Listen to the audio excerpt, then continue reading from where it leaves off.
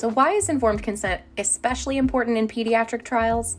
In pediatric clinical trials, children cannot legally consent for themselves. That responsibility falls to parents and legal guardians.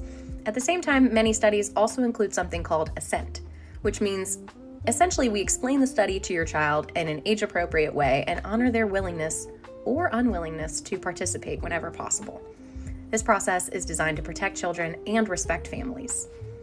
During informed consent, the research team should clearly explain things to you like, why is the study being done?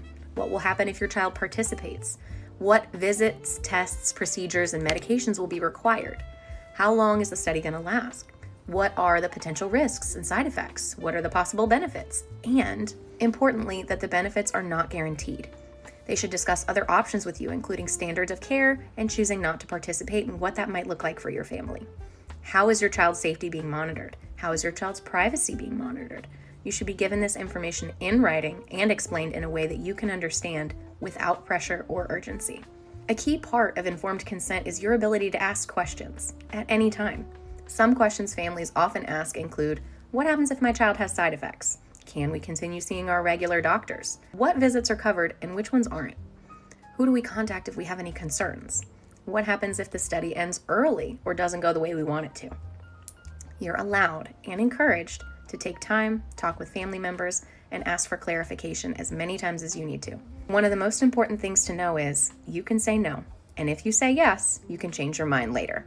Participating in a clinical trial is always voluntary. You have the right to decline without it affecting your child's regular care, and you have the right to withdraw from the study at any point. You have the right to receive new information if risks or procedures change, and you should always be treated with respect and transparency throughout the entire clinical trial process. Informed consent doesn't end once the form is signed. It continues for the life of the trial.